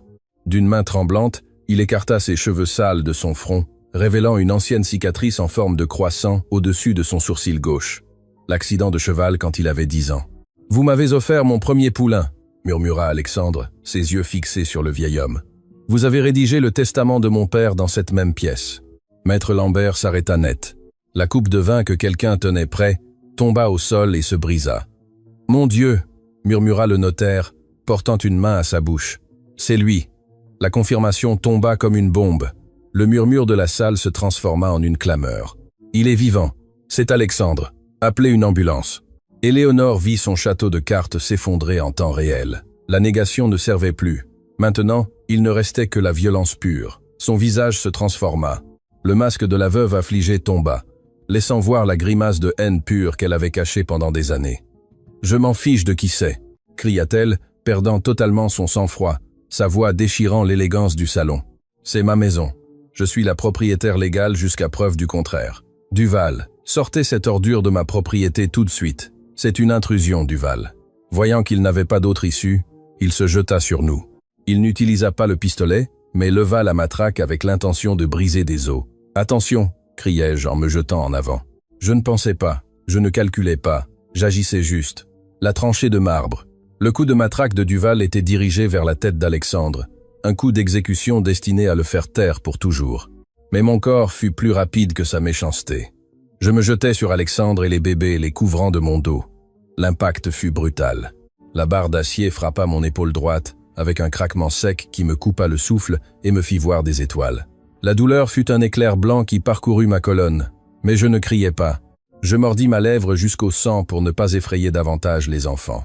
Je tombais sur eux, devenant un bouclier humain de chair et d'os. « Manon !» cria Alexandre, essayant de me protéger de ses bras faibles. Duval leva le bras pour frapper à nouveau, aveuglé par la fureur et la peur. « Stop !» Une voix tonitruante arrêta le second coup en plein air. Ce n'était pas la police. C'était Monsieur Roger, le plus grand investisseur de la région. Un homme corpulent de 70 ans, réputé pour être impitoyable en affaires, mais droit comme un chêne. Il sortit de la foule et saisit le bras de Duval en l'air avec une force surprenante. « Vous êtes fou, homme !» rugit Monsieur Roger, repoussant le garde. « Vous frappez une femme et des enfants. » Duval trébucha, regardant autour de lui. Le sortilège de la peur était rompu. D'autres hommes, des invités qui buvaient du champagne il y a un instant, firent un pas en avant, formant un mur protecteur entre nous et la sécurité d'Éléonore.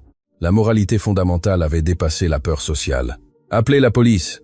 cria la femme du maire du fond. « Et un médecin, ils sont en train de mourir. » Éléonore, voyant qu'elle perdait le contrôle physique de la pièce, courut vers la table où reposaient les documents de la vente. Ses mains étaient des griffes. Elle saisit le stylo en or.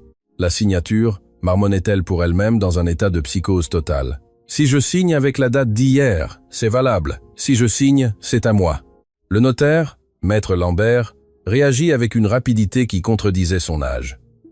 Il posa sa main sur les documents, les écrasant contre la table. « Vous ne toucherez pas à ces papiers, madame », lui lança-t-il en les retirant de sa portée. « L'héritier est vivant. » Le processus s'arrête immédiatement. « Signez-le, vieux stupide !» hurla Éléonore en giflant le notaire au visage.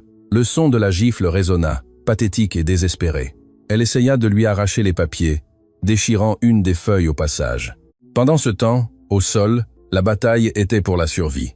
Je me redressais avec difficulté. Mon épaule pulsait d'une douleur aiguë qui me donnait le vertige. Alexandre s'était de nouveau effondré, les yeux révulsés. « Monsieur Alexandre !» le secouai-je. Il brûlait de fièvre. Sa peau était brûlante au toucher. « La jambe !» murmura une femme qui s'était agenouillée à nos côtés. C'était une doctoresse, invitée à la fête. Elle avait déchiré le pantalon d'Alexandre pour voir la blessure. L'odeur de gangrène frappa les curieux, les faisant reculer en hoquetant. La jambe d'Alexandre était une carte de l'horreur, noire, gonflée, avec des lignes rouges d'infection montant vers l'aine. « Mon Dieu !» dit la doctoresse, horrifiée. « Il a une septicémie avancée. Il a besoin d'un hôpital tout de suite ou il mourra en moins d'1 heure. Non. » Le cri d'Alexandre nous surprit tous. Il ouvrit les yeux, luttant contre l'inconscience. « Ne me prenez pas mes enfants, Éléonore, elle les tuera. » Il s'accrochait au bébé avec une telle force que ses phalanges étaient bleues. Même au bord de la mort, son instinct paternel était plus fort que l'infection qui dévorait son sang. « Personne ne touchera à vos enfants, monsieur, lui dis-je, caressant son front en sueur, pleurant ouvertement. Je les tiens. Je les garde. Éléonore, vaincue par le notaire et entourée des regards de jugement de ses propres invités, eut un dernier spasme de pure méchanceté. Elle vit que tout était perdu, l'argent, le domaine, sa réputation. Si elle ne pouvait pas l'avoir, personne ne l'aurait. Ses yeux se posèrent sur l'une des grandes bougies décoratives qui éclairaient l'estrade. D'un mouvement rapide, elle saisit le lourd candélabre en argent. « Si ce n'est pas à moi, ce n'est à personne !» cria-t-elle. Et elle ne courut pas vers la sortie, elle courut vers nous. La foule s'ouvrit en criant. Éléonore leva le candélabre au-dessus de sa tête, prête à écraser ce qu'il restait d'Alexandre et de sa descendance dans un acte final de folie. « Attention !» cria M. Roger. Mais j'étais plus proche. La douleur de mon épaule disparut, remplacée par une injection d'adrénaline froide. Je ne me levais pas. Du sol, je tournais mon corps et lançais un coup de pied avec ma botte de travail directement au genou d'Éléonore. Le craquement fut satisfaisant. Éléonore cria et tomba face contre terre, le candélabre roulant au loin, heurtant le marbre avec un bruit métallique. Elle rampa, essayant de se lever, mais j'étais déjà sur elle. J'oubliais que j'étais la servante. J'oubliais les années de silence. Je la saisis par les cheveux parfaits, tirant sa tête en arrière, l'obligeant à me regarder. « Touche un seul cheveu de ses enfants, et je te tue de mes propres mains », lui rugis-je au visage. Éléonore me regarda, et pour la première fois de sa vie, je vis une vraie peur dans ses yeux. Peur de moi, de la personne sans importance, de la femme de ménage. « Lâche-moi, sale !» essaya-t-elle de cracher, mais l'air lui manquait. « C'est fini, Éléonore », lui dis-je, et la poussai contre le sol, la maintenant immobilisée avec mon genou dans son dos. À ce moment-là, le son des sirènes inonda l'ambiance. Des lumières bleues et rouges commencèrent à rebondir sur les hautes fenêtres du salon. La police. Je me tournai vers Alexandre. La doctoresse lui prenait le pouls, l'air extrêmement préoccupé. Les bébés pleuraient dans les bras de la femme du maire qui les berçait avec tendresse. « Ils sont arrivés, monsieur », murmurai-je à Alexandre, bien que je ne savais pas s'il pouvait m'entendre. Les bons sont arrivés. Alexandre tourna légèrement la tête vers moi. Un faible sourire, à peine une esquisse, apparut sur ses lèvres gercées. « Merci, maman », murmura-t-il, confondant le passé et le présent. Ou peu, être en me donnant le titre que j'avais gagné cette nuit-là avec du sang et de la sueur. Ses yeux se fermèrent, et sa main, qui cherchait la mienne, tomba inerte sur le marbre froid. « Code rouge !» cria la doctoresse. « Nous le perdons. J'ai besoin d'espace. » Le chaos éclata de nouveau, mais cette fois, c'était un chaos de salut. Les ambulanciers entrèrent en courant avec la civière, poussant les invités millionnaires comme s'ils étaient des obstacles. Je restais là, agenouillé sur le sol, la robe tachée de sang étranger et du mien, regardant s'éloigner l'homme que j'avais appris à aimer en une nuit de terreur. Duval avait disparu par la porte arrière, fuyant comme le rat qu'il était. Éléonore pleurait de rage sous la garde de 2 investisseurs qui ne la laissaient pas bouger. Je regardais mes mains, j'enlevais le dernier gant en caoutchouc jaune, maintenant déchiré et sale, et le laissais tomber sur les documents de vente déchirés. Le nettoyage était terminé. Maintenant commençait la justice. La lutte pour le dernier souffle. Le son aigu et continu du moniteur cardiaque, portable, coupa l'air du salon comme un couteau de glace. Un long bip plat, le son de la mort. « Il est en arrêt », cria le premier ambulancier, un jeune homme au gilet trempé de sueur alors qu'il déchirait la chemise sale d'Alexandre, faisant sauter les boutons sur le sol de marbre. Pas de pouls. Préparez les palettes. J'étais agenouillé à ses côtés, ignorant la douleur lancinante dans mon épaule, ignorant le sang qui tachait mon tablier. Mes mains, encore tremblantes d'adrénaline, cherchaient son visage, caressant son front glacé. « Non !» criai-je, ma voix déchirée. « N'osez pas mourir maintenant, monsieur. Pas après tout cela. Respirez. Soit. Respirez. » La doctoresse invitée, qui continuait d'aider, pressait fortement la blessure de sa jambe pour arrêter l'hémorragie, mais le sang noir de l'infection continuait de couler. « Il est en choc septique !» cria-t-elle à l'ambulancier. « Sa tension est au plus bas. Nous avons besoin d'épinéphrine tout de suite. » Éléonore, retenue par 2 officiers de police qui venaient d'entrer, armes au poing, profita du chaos pour tenter une dernière manœuvre désespérée. Elle se tordit comme un serpent, criant par-dessus le bruit des équipements médicaux. « Laissez-le mourir !» hurla-t-elle, les yeux exorbités, crachant de la salive. « C'est mieux pour tout le monde. Sylvie, l'entreprise coule. Officier, lâchez-moi. Je suis la propriétaire de cette maison. » Cette femme me désigna du doigt. Elle l'a empoisonné. Je l'ai vu. Un officier plus âgé, au visage buriné et peu enclin à supporter les bêtises des riches, serra ses menottes fermement. Taisez-vous, madame, ordonna-t-il. Vous avez le droit de garder le silence et je vous suggère de commencer à l'utiliser dès maintenant. Vous êtes arrêté pour tentative d'homicide et fraude. Vous ne savez pas à qui vous vous adressez. Brailla Éléonore, essayant de lui donner un coup de pied dans le tibia. « Je vais vous faire virer. Chargez à 200 !» cria l'ambulancier, ignorant le drame policier. « Dégagez !» On me poussa en arrière. Je vis le corps d'Alexandre s'arquer violemment contre le sol lorsque la décharge électrique traversa sa poitrine. Il retomba, inerte, comme une poupée cassée.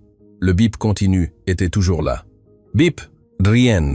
cria l'ambulancière, encore monté à 300. « Allez, homme, ne partez pas. » Je regardais de côté, désespéré. Les triplés. Il fallait qu'il les entende. Si son âme quittait son corps, il devait entendre la seule chose qui le rattachait à la terre.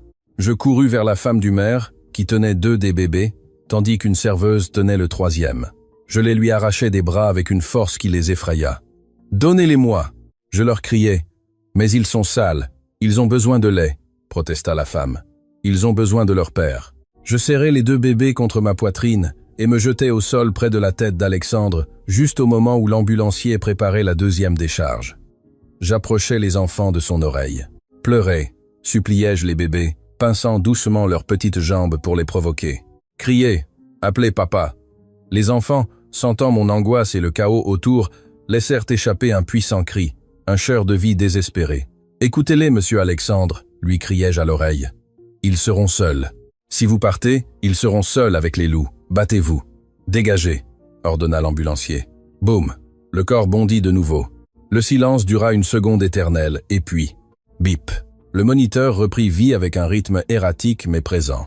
Alexandre laissa échapper une bouffée d'air rauque comme s'il revenait de la noyade au fond de la mer. Ses yeux s'ouvrirent d'1 millimètre, vitreux, perdus, mais vivants. « Nous avons un rythme !» s'exclama le médecin en essuyant la sueur de son front avec son avant-bras. Stabilisé, vite à l'ambulance, nous perdons du temps. Ils le montèrent sur la civière avec des mouvements précis et rapides. Je me levai en titubant, les bébés toujours dans les bras. Je sentis une main sur mon épaule.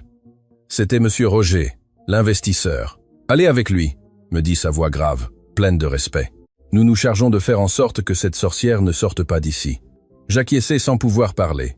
Je courus derrière la civière pendant qu'il la sortait du salon. En passant près d'Éléonore, elle me regarda.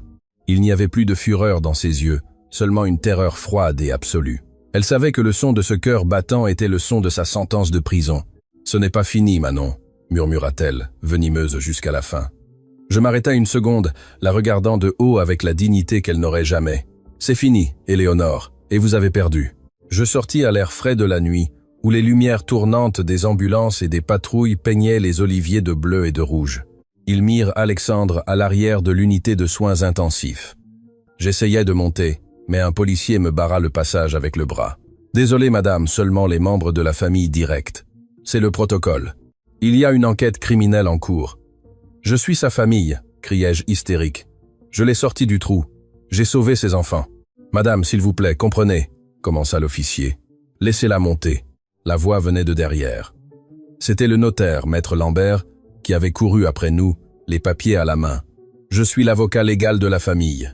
Cette femme a la garde temporaire de facto des mineurs et est le seul témoin clé capable de calmer le patient. Si elle ne monte pas, il s'agite. Et s'il s'agite, vous devrez expliquer au juge pourquoi le témoin principal est mort pendant votre quart de travail. » Le policier regarda le notaire, regarda mon visage couvert de terre et de larmes, et finalement baissa le bras. « Allez, mais ne touchez à rien. » Je montai dans l'ambulance, m'installant sur la banquette latérale avec les 3 bébés. Les portes se fermèrent, nous isolant du bruit de la fête, nous laissant seulement avec le son des moniteurs et la respiration forcée d'Alexandre. Il tourna légèrement la tête vers moi. Le masque à oxygène lui couvrait la bouche, mais ses yeux me cherchaient. Il tendit une main pleine de voix et de cathéter. Je la pris. Elle était froide, mais serrait. « Manon, réussit-il à articuler sous le plastique ? » « Je suis là, monsieur. Nous sommes tous là. Reposez-vous. Le pire est passé. » L'ambulance démarra avec un vacarme de sirène, accélérant vers la route principale. Mais mon esprit n'était pas tranquille. Il manquait quelque chose. Il manquait quelqu'un. Duval. L'homme qui savait où étaient enterrés les secrets. L'homme qui s'était enfui. Tant qu'Éléonore serait en prison, elle resterait dangereuse. Mais sans Duval, son témoignage pourrait être rejeté comme de la folie. Nous avions besoin de l'exécuteur. Je regardais par la fenêtre arrière de l'ambulance vers le château qui s'éloignait. « Attrapez-le, s'il vous plaît, attrapez-le » priai-je à voix basse, la chasse et la preuve. Tandis que l'ambulance disparaissait dans la nuit, sur les terres du château, une autre bataille se déchaînait, plus silencieuse, mais tout aussi brutale. Duval n'était pas stupide. Il savait qu'au moment où Alexandre était apparu vivant, sa vie telle qu'il la connaissait était terminée. Il n'attendit pas de voir l'arrestation d'Éléonore. Dès qu'il vit M. Roger intervenir, il se glissa dans l'ombre du couloir de service, profitant de sa connaissance des angles morts des caméras qu'il avait lui-même installées. Il courut vers le garage privé situé à environ 200 mètres de la maison principale. Là, il gardait son plan d'évasion, une moto de grosse cylindrée et un sac à dos avec de l'argent liquide et de faux passeports, un cadeau d'Éléonore pour ses services spéciaux. Il arriva au garage en haletant, la chemise de son uniforme déboutonnée et la panique lui brûlant la nuque. Le son des sirènes qui approchaient lui indiquait qu'il avait moins de 2 minutes avant qu'il ne boucle le périmètre. Il sortit les clés avec des mains tremblantes. Elles lui tombèrent. « Maudite soit !» cria-t-il en se baissant pour les ramasser sur le sol de ciment. « Vous allez quelque part, Duval ?» demanda une voix calme dans l'obscurité. Duval se figea, leva les yeux. Devant la porte du garage, bloquant la sortie, se tenait Pierre, le vieux jardinier, un homme de 60 ans, avec des mains calleuses comme l'écorce d'un arbre et un taillet à la main, et il n'était pas seul. Derrière lui sortirent 2 palefreniers, et le jeune voiturier que Duval avait frappé la semaine dernière pour avoir rayé une voiture. « Écartez-vous, vieil homme !» grogna Duval, récupérant les clés et dégainant son pistolet. Il savait qu'il lui restait peu de balles. « Je n'ai pas le temps de jouer. Vous n'allez pas sortir d'ici !» dit Pierre sans bouger d'un centimètre. Sa voix était ferme, la voix d'un homme qui a travaillé la terre toute sa vie et ne craint pas les vermines. « Nous avons écouté la radio. Nous savons ce que vous avez fait. Vous avez essayé de tuer le jeune Alexandre. C'était un ordre, se défendit Duval en reculant vers la moto. Si je ne le faisais pas, un autre le ferait. Laissez-moi passer, et je vous donne de l'argent. J'ai 5 000 € dans le sac à dos. » Il lança le sac à dos aux pieds de Pierre.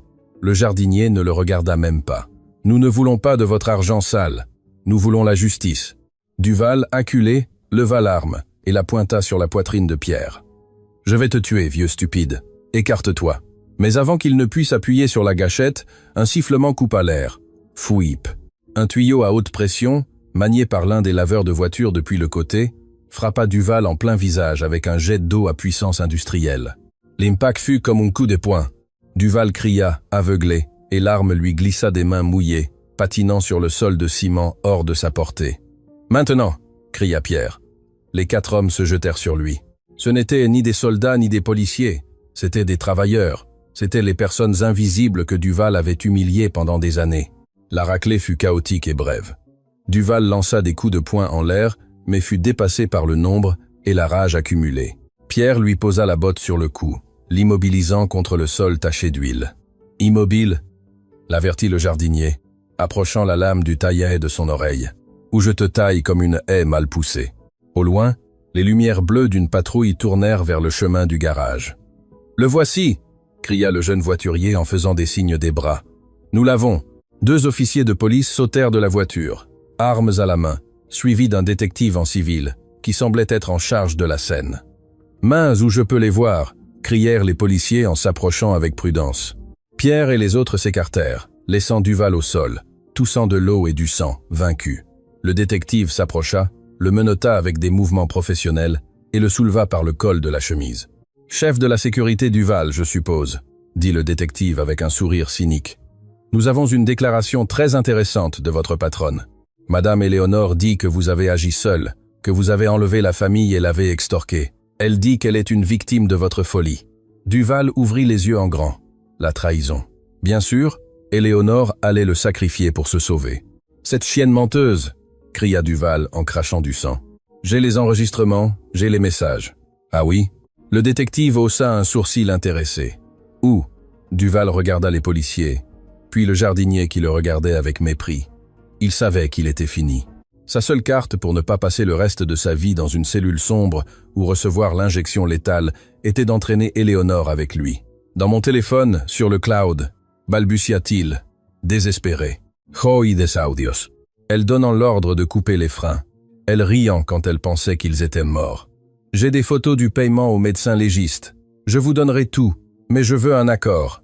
Le détective sourit, satisfait, palpa les poches de Duval et sortit un téléphone portable de dernière génération, enveloppé dans du plastique imperméable.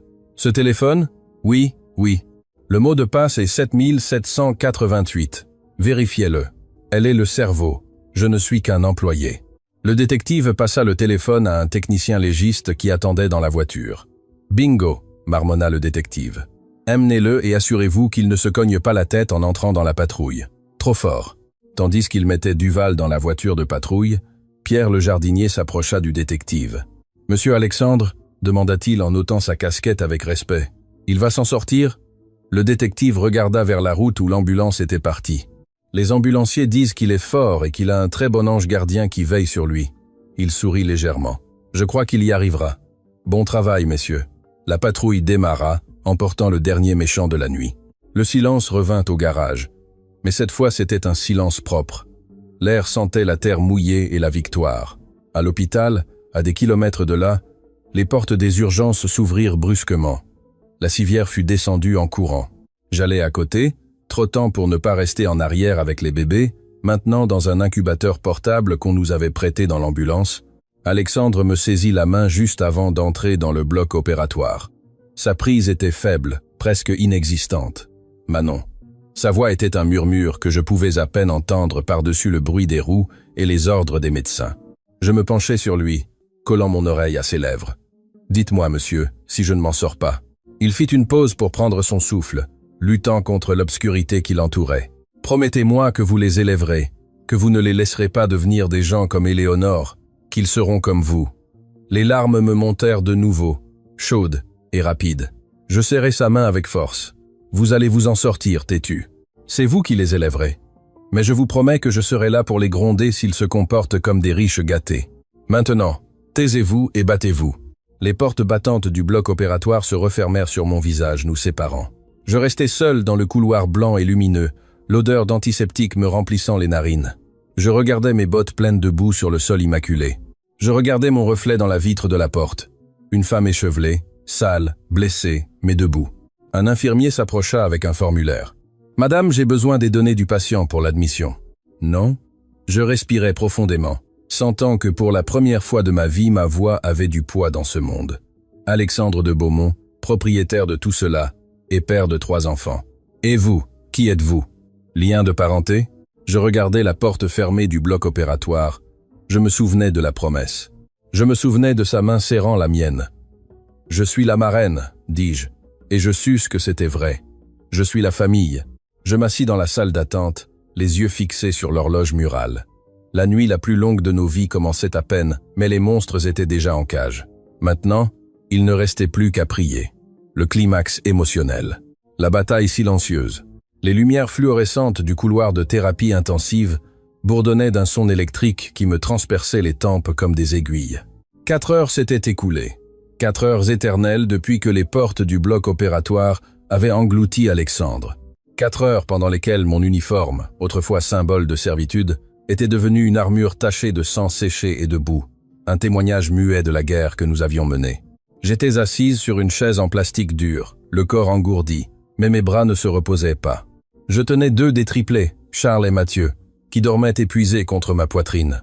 Le 3e, Luc, le plus petit, reposait dans un couffin portable à mes pieds, veillé par Maître Lambert, le notaire, qui ne nous avait pas quittés un seul instant. Le vieil avocat semblait avoir vieilli 10 ans en une nuit. Son costume impeccable était froissé, et ses mains tremblaient légèrement sur sa mallette en cuir. « Vous devriez rentrer chez vous, Manon, » me dit Lambert, brisant le silence. « Je reste. Vous avez besoin de vous laver, de manger, de vous reposer. Vous en avez fait plus qu'il n'en fallait. » Je secouai la tête, serrant plus fort les bébés. « Je ne pars pas. Non. Ou jusqu'à ce que... » Ma voix se brisa. Je ne pouvais pas dire l'autre option. À ce moment-là, le son de talons résonna dans le couloir vide. Ce n'étaient pas des talons de fête, mais des pas autoritaires, bureaucratiques. Une femme d'environ 50 ans, avec des lunettes à monture épaisse et un dossier sous le bras, s'approcha de nous, escortée par un garde de sécurité de l'hôpital. « Madame Manon Dubois ?» demanda-t-elle, en me regardant de haut en bas avec un mélange de scepticisme et de désapprobation professionnelle. Son regard s'arrêta sur mes mains sales et mon uniforme d'employé de maison. « C'est moi. » répondis-je sans me lever, protégeant instinctivement les enfants. Je suis Madame Pineda, des services sociaux de protection de l'enfance. Elle se présenta en ouvrant son dossier. Nous avons reçu un rapport de police concernant la situation de ces mineurs. Apparemment, le père est dans un état critique et la mère légale est en détention. La mère légale a tenté de les tuer, intervint Lambert, se levant et lui barrant le passage. Je suis l'avocat de la famille de Beaumont. Ces enfants sont sous la garde de facto d'une employée de maison sans lien sanguin ni légal, lui coupa Pineda avec froideur. Avocat, vous connaissez la loi. En l'absence de parents capables, l'État assume la tutelle immédiate. J'ai une ordonnance pour emmener les mineurs dans un foyer d'accueil temporaire jusqu'à ce que la situation judiciaire soit résolue. La peur me glaça le sang plus que la menace de Duval. Survivre à un ravin, à une nuit de froid, à une meurtrière, pour qu'une bureaucrate avec un papier me les enlève maintenant. Non, dis-je. Pineda cligna des yeux, surprise. Excusez-moi, ce n'est pas une question, c'est une ordonnance judiciaire. Remettez-moi les enfants. Ils sont dans une situation insalubre. Regardez-vous, madame, vous êtes couverte de saleté, pas apte. Je me levai lentement, en faisant attention de ne pas réveiller les bébés.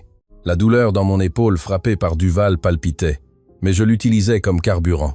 Je m'approchai d'elle jusqu'à ce qu'elle puisse sentir la terre du domaine sur mes vêtements. Vous avez raison, madame Pineda. Je suis sale, lui dis-je, ma voix tremblant de rage contenue. J'ai de la boue sur mes bottes parce que j'ai marché 3 kilomètres en portant ces enfants pour qu'ils ne soient pas trouvés par les loups. J'ai du sang sur mon tablier parce que j'ai mis mon corps entre eux et un garde armé qui voulait leur briser la tête. Et j'ai les mains tachées d'huile parce que j'ai poussé un chariot de blanchisserie de 100 kg pour sauver leur père. C'est émouvant. Mais le protocole, tenta-t-elle d'interrompre. Au diable votre protocole, criai-je. Et ma voix résonna dans le couloir stérile.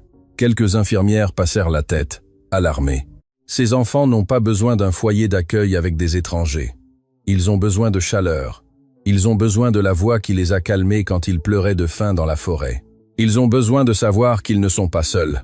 Et tant que je respirerai, personne, écoutez-moi bien, personne ne me les enlèvera. Si vous voulez me les prendre, vous devrez amener plus de policiers parce que je ne vous les donnerai pas. Pineda recula d'un pas, intimidée par la férocité de ma défense. Elle regarda le garde de sécurité, attendant du soutien, mais l'homme regarda le plafond, feignant de ne pas entendre. Lambert profita du moment. Il sortit un document de sa mallette. « Madame, avant que vous ne commettiez une erreur qui vous coûtera votre carrière, lisez. Ceci est une déclaration sous serment d'Alexandre de Beaumont, signée numériquement il y a des mois en ma présence, désignant des tuteurs légaux en cas d'incapacité.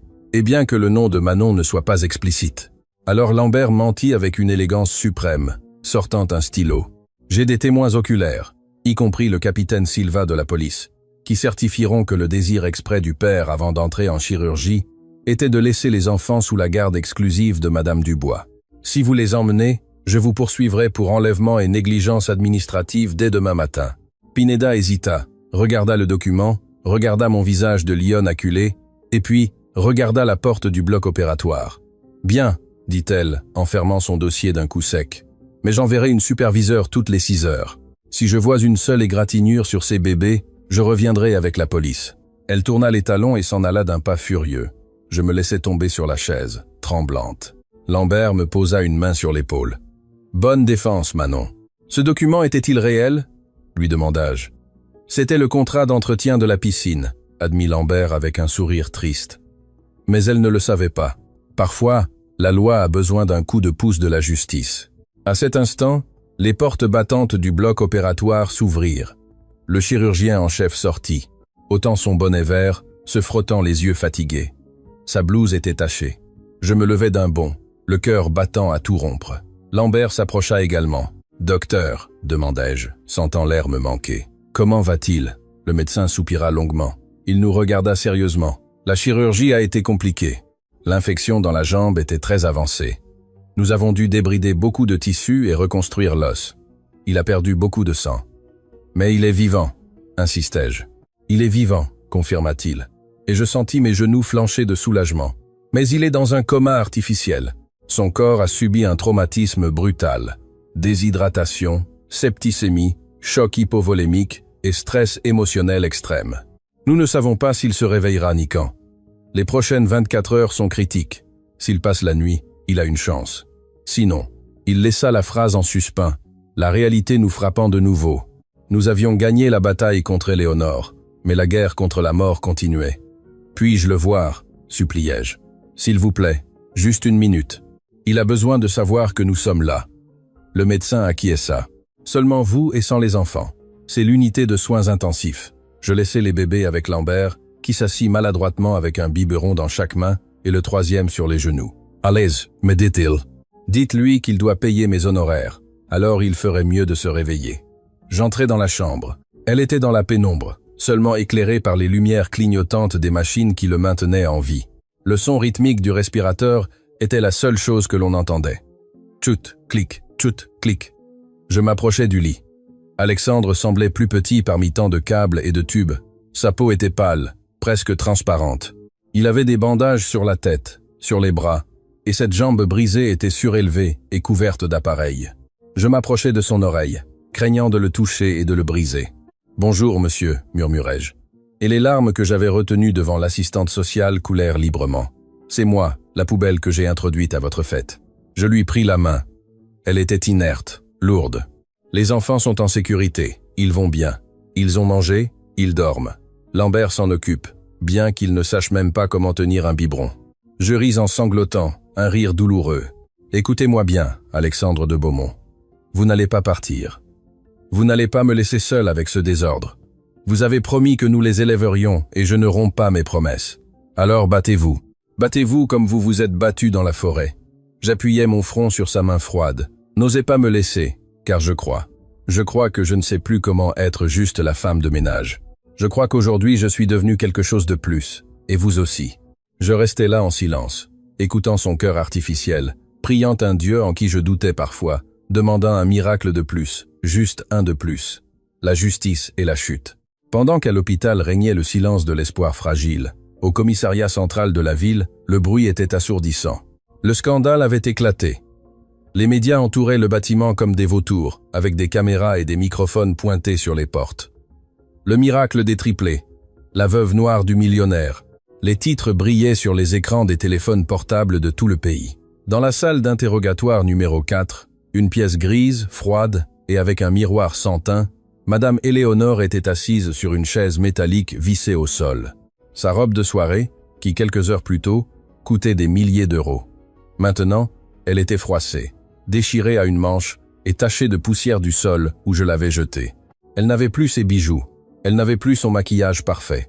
Sous la lumière blanche et crue de la pièce, on voyait toutes ses rides, toutes ses lignes d'amertume.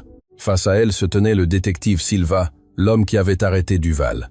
Il examinait des papiers calmement, ignorant ses cris. « J'exige un appel. J'exige mon avocat !» hurlait Éléonore en frappant la table avec ses mains menottées. « C'est un enlèvement. Je suis Éléonore de Montaigne. Cet homme qui est apparu est un imposteur. C'est un montage de cette servante voleuse. » Silva leva lentement les yeux. Il sourit, mais il n'y avait aucune chaleur dans son geste. « Madame Éléonore, votre avocat, le prestigieux maître Dubois, vient de quitter le bâtiment. Il a dit qu'il ne représente pas de clients dans les cas de... Comment a-t-il appelé ça? Ah oui, homicide aggravé en tentative avec préméditation et guet-apens contre des mineurs. Il a dit qu'il préférait sauver sa propre licence plutôt que de sombrer avec vous. » Éléonore pâlit. « Vous mentez. Il ne peut pas me quitter. Je le paye. » « Plus maintenant, » dit Silva en lançant un document sur la table. « Le notaire Lambert a déposé il y a 1 heure une ordonnance judiciaire d'urgence. Tous vos comptes ont été gelés. Vos cartes de crédit, vos actifs, vos actions. Tout est bloqué jusqu'à ce que l'enquête soit clarifiée. En ce moment même, madame, vous êtes plus pauvre que la femme qui nettoie votre cellule. » Éléonore resta bouche bée, incapable de traiter la perte de son unique super-pouvoir. L'argent. « Ils n'ont pas de preuves, » murmura-t-elle, s'accrochant à son dernier mensonge. « C'est ma parole contre celle d'un mourant et d'une domestique. » Silva se pencha en avant et sortit son téléphone. « Ah, j'ai oublié de mentionner votre ami Duval. Il s'avère que monsieur Duval est très sentimental. Il aime garder des souvenirs. » Le détective appuya sur l'écran. Un enregistrement audio remplit la petite pièce. La voix était indubitable. C'était la voix d'Éléonore, nette, cruelle et arrogante. « Coupe les freins, Duval. Assure-toi que ça ressemble à un accident. Je ne veux qu'il ne reste rien d'Alexandre. Et si les enfants sont dans la voiture, tant mieux, 3 héritiers de moins. Fais-le ce soir et tu auras tes 100 000 euros. » L'enregistrement s'arrêta. Le silence dans la pièce fut absolu. Éléonore regardait le téléphone comme si c'était un serpent venimeux. Duval a chanté comme un canari pour réduire sa peine, expliqua Silva en rangeant le portable. Il nous a donné l'emplacement de l'atelier où ils ont manipulé la voiture.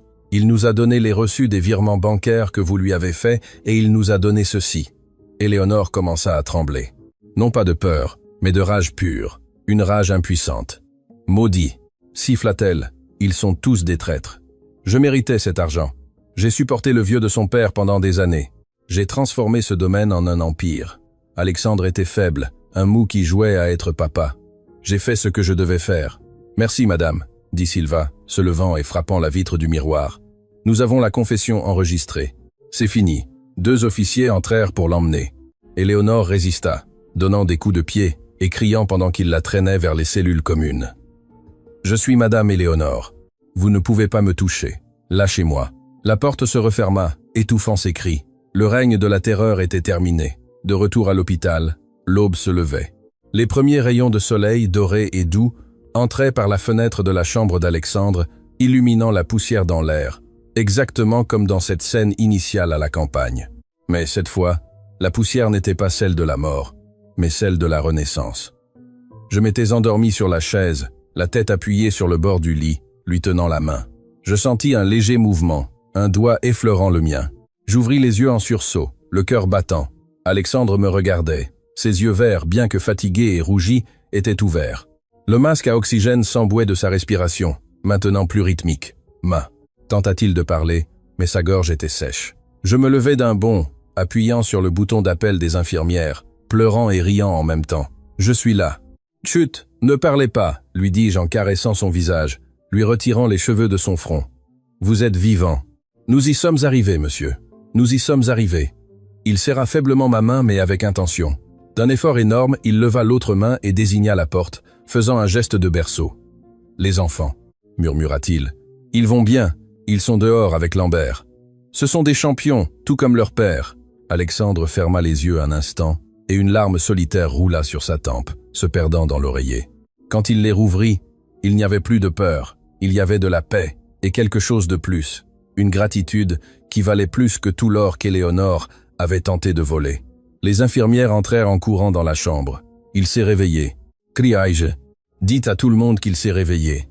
Je sortis en courant dans le couloir vers Lambert, qui somnolait la bouche ouverte, et les 3 bébés endormis en rang sur un canapé dans la salle d'attente. Lambert, le secouai-je. Il ouvrit les yeux. L'avocat se réveilla en sursaut, manquant de faire tomber un biberon. Quoi, vraiment? Oui. Il demande après les enfants.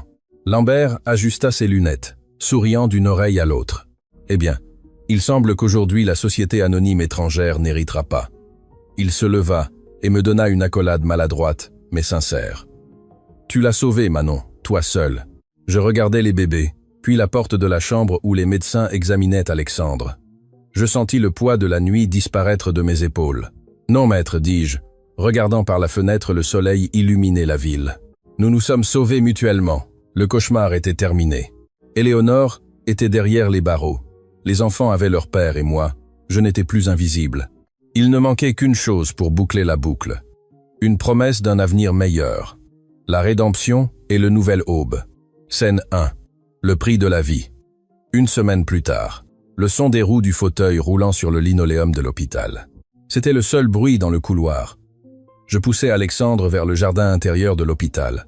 Une semaine s'était écoulée. Une semaine de chirurgie, de fièvre, d'antibiotiques et de déposition à la police. Sa jambe droite était plâtrée de la cheville à la hanche, et son visage montrait encore les hématomes jaunâtres de la chute et de l'infection. Mais il était réveillé. Il était vivant. Plus doucement, Manon. J'ai le vertige, murmura-t-il en portant une main à son front. J'arrêtai le fauteuil à l'ombre d'un arbre, loin des caméras des journalistes, qui campaient toujours à l'entrée principale, comme des vautours attendant une charogne. Vous vous plaignez toujours, monsieur. Les médecins ont dit que vous aviez besoin de soleil. Vous êtes pâle comme un fantôme, lui répondis-je en ajustant la couverture sur ses jambes d'un geste qui n'était plus celui du service, mais du soin. Alexandre soupira et regarda vers le banc où maître Lambert était assis, surveillant 3 poussettes alignées, les triplés. Luc, Mathieu et Charles dormaient paisiblement, inconscients que leur existence avait été le centre d'une guerre. « As-tu vu les nouvelles ?» demanda Alexandre, sans quitter ses enfants des yeux. « Je n'ai pas le temps pour la télévision. J'ai 3 bouches à nourrir et un adulte capricieux à soigner. Alexandre laissa échapper un bref rire, qui se transforma en une grimace de douleur à cause de ses côtes meurtries. Il glissa sa main dans la poche de sa blouse et en sortit un journal plié. Il me le tendit. Le titre en lettres noires et épaisses criait « Éléonore de Montaigne, 30 ans de prison sans caution ». En dessous, une photo d'elle étant poussée dans le fourgon de police, échevelée, criant, le maquillage coulant et les mains menottées dans le dos. Le juge n'a eu aucune pitié, dit Alexandre d'une voix dure. Duval a tout avoué, enregistrement, virement, message. Il a même dit où il avait caché les pièces des freins qu'il avait coupées. Je regardais la photo. La femme qui m'avait humilié pendant des années, celle qui avait tenté de tuer ses bébés, n'était plus qu'un numéro dans le système pénitentiaire. « Vous vous sentez mieux ?» lui demandai-je, en lui rendant le journal. « Non » confessa-t-il en froissant le papier du poing. « Je me sens stupide. J'ai vécu avec l'ennemi sous mon toit pendant des années. J'ai laissé cette femme s'approcher de mes enfants. Si tu n'avais pas été là cette nuit-là. » Sa voix se brisa. Il baissa la tête, honteux. Je m'agenouillai devant sa chaise, l'obligeant à me regarder. Je posai mes mains sur les siennes, qui serraient l'accoudoir avec force. « Regardez-moi, Alexandre. » Je ne lui dis plus, monsieur. Ce titre était mort dans le salon de fête. Éléonore était une actrice experte. Elle a trompé tout le monde, le notaire, les investisseurs, la société entière. Vous n'êtes pas stupide, vous êtes humain. Et le plus important, vous avez gagné. Alexandre leva les yeux. Ses yeux verts rencontrèrent les miens. Il y eut un silence lourd. Non de tension, mais de compréhension. Je n'ai pas gagné seul, Manon. Nous avons gagné ensemble. Il serra mes mains. Et je dois te demander quelque chose d'important. Le ton de sa voix me mit en alerte. Je me levai et reculai d'un pas, lissant le pantalon en jean que Lambert m'avait acheté, car mon uniforme de servante avait fini à la poubelle de l'hôpital. Si c'est à propos de mon salaire, ne vous inquiétez pas. Lambert m'a déjà donné une avance pour les couches et... « Tais-toi un instant, femme, m'interrompit-il, mais avec un sourire fatigué. Ce n'est pas à propos du salaire. Lambert a apporté les papiers de ma sortie d'hôpital ce matin. Je rentre chez moi demain, au château. Je sentis un nœud dans mon estomac. Le château, le lieu du crime, le lieu où je frottais les sols pendant qu'il trinquait au champagne. Je comprends, dis-je en baissant les yeux. Eh bien, je suppose que je retournerai dans ma chambre de l'aile de service. Vous aurez besoin que je nettoie tout le désordre du salon avant que vous n'arriviez. Le sang sur le marbre est difficile à enlever s'il sèche. Alexandre essaya de se lever de la chaise, fit une grimace de douleur, mais se propulsa avec les bras jusqu'à être à moitié debout. « Asseyez-vous, vous allez vous blesser », le grondai-je en essayant de le repousser. « Je ne vous permettrai plus jamais de nettoyer un seul sol dans cette maison », s'exclama-t-il en me saisissant par les épaules pour se maintenir debout. « Vous m'entendez ? Plus jamais. » Ses mains. Il prit mes mains, rêches à cause de la boue et du dur labeur. Ses mains ont sauvé ma famille. Je ne laisserai plus jamais qu'elles touchent un balai. « Et que voulez-vous que je fasse ?» demandai-je, les larmes me piquant les yeux. « Que je parte, que je cherche un autre travail ?»« Je ne sais pas faire autre chose, Alexandre. Je suis femme de ménage. »« Non, » dit-il fermement. « Je veux que tu sois la mère qu'ils ont perdue. Je veux que tu sois la maîtresse de maison, pas comme épouse. Ne me regardez pas comme ça. Je sais qu'il est tôt, mais comme associé, comme famille, je vous offre la tutelle partagée. Je vous offre la moitié de tout, parce que sans vous, il n'y aurait rien. Il y aurait 3 petites tombes et une grande. » Je restai paralysé. Le vent fit bouger les feuilles de l'arbre au-dessus de nous. Les bébés commencèrent à s'agiter dans leurs poussettes. « Vous êtes fous, murmurai-je. Les gens parleront. Ils diront que la servante a profité du millionnaire malade. » Alexandre se laissa retomber dans la chaise, épuisé, mais souriant. Qu'ils parlent, qu'ils disent ce qu'ils veulent. Les gens qui étaient à cette fête, ceux qui applaudissaient Éléonore et qui m'ont ensuite applaudi, je m'en fiche. Tu es la seule vérité que j'ai trouvée dans ce mensonge. Tu acceptes? Tu restes avec nous? Je regardais les 3 bébés. Charles avait sorti une main de la poussette et agitait le poing en l'air. Je reste, dis-je en essuyant une larme rebelle, mais à une condition, n'importe laquelle. Pierre, le jardinier, et les garçons qui ont attrapé Duval. Je veux qu'ils aient une augmentation, et je veux que Duval pourrisse en prison. Alexandre laissa échapper un rire qui lui fit mal à l'âme, mais ce fut le rire le plus honnête que j'ai entendu depuis des années. C'est fait. Scène 2. Le retour, la réclamation. Le convoi de voitures noires entra par la porte principale du domaine de Beaumont 2 jours plus tard. Nous n'entrâmes pas cachés dans un camion de blanchisserie. Cette fois, nous entrions par la grande porte. La voiture principale s'arrêta devant l'escalier. Le chauffeur ouvrit la porte arrière et aida Alexandre à descendre avec ses béquilles. Je sortis de l'autre côté, portant Mathieu et Luc, tandis que Lambert, qui suivait, portait Charles et le sac des biberons. La maison était différente. Il n'y avait plus de musique, plus de gardes de sécurité armés à l'air revêche. À l'entrée, aligné comme une armée de loyauté, se tenait tout le personnel. Pierre, le jardinier, était en tête, sa casquette à la main et la poitrine gonflée de fierté. À ses côtés, les cuisinières, les paléfreniers, les serveuses, tous ceux qui avaient vécu sous le joug d'Éléonore et de Duval. Quand ils virent Alexandre debout, appuyé sur ses béquilles, mais vivant, une ovation éclata. Non pas un applaudissement courtois d'étiquette, mais des cris, des acclamations et des pleurs de joie véritable. « Bienvenue à la maison, monsieur !» cria Pierre en faisant un pas en avant. Alexandre avança en boitant jusqu'à lui et, à la surprise de tous, lâcha une béquille et étreignit le vieux jardinier. « Merci Pierre. On m'a dit ce que vous avez fait au garage. » Alexandre se sépara et regarda tout le monde. « Merci à tous. Je sais que ces années ont été difficiles. Je sais qu'Éléonore a été cruelle. Mais c'est fini. À partir d'aujourd'hui, cette maison n'est pas un château. C'est un foyer. Et vous en faites partie. » Il y eut beaucoup de larmes. La cuisinière s'approcha de moi et m'embrassa fortement. « Tu l'as fait, ma fille. Tu l'as sorti, pleurait-elle sur mon épaule. « Entrons, dit Alexandre en me regardant. Il y a beaucoup de choses à changer. » Nous montâmes les escaliers. En arrivant devant la double porte en chêne, la même que j'avais percutée avec le chariot de linge sale, je m'arrêtai. On voyait encore la marque de l'impact sur le bois verni. Une cicatrice de guerre. « Voulez-vous que je fasse réparer la porte ?» demanda Alexandre en remarquant mon regard. Je passai la main sur l'entaille. « Non, laissez-la ainsi. C'est un bon rappel que parfois il faut enfreindre les règles pour faire ce qui est juste. » Alexandre acquiesça. « Tu as raison. Qu'elle reste. » Nous entrâmes dans le vestibule. La lumière du crépuscule entrait par les grandes fenêtres, illuminant la poussière qui flottait dans l'air, exactement comme ce soir-là, à la campagne. Mais le silence n'était plus oppressant, c'était la paix. Scène 3. La justice divine. 1 an plus tard. Contexte visuel. Le même jardin où l'histoire avait commencé, mais maintenant il est vert, entretenu et plein de vie. Il y a une longue table dressée pour un anniversaire. Des ballons colorés flottent, attachés aux oliviers. J'étais en train de finir de placer le gâteau à 3 étages sur la table. Un gâteau ridiculement grand pour 3 enfants d'1 an. Mais Alexandre insistait pour célébrer la première année de leur vraie vie. Je portais une robe simple en lin blanc, confortable, élégante, mais pratique. Mes mains ne sentaient plus le savon. Elles sentaient la vanille et la crème solaire pour bébé. « Attention au ballon !» cria Alexandre depuis la pelouse. Je me tournai pour voir la scène. Alexandre n'utilisait plus de béquilles, bien qu'il lui restât une légère claudication qui lui donnait un air distingué, un rappel permanent de son sacrifice. Il était assis sur l'herbe, entouré par les 3 démons. Charles rampait à toute vitesse, poursuivant un chien que nous avions adopté. Mathieu essayait de se lever en s'agrippant à la jambe de son père.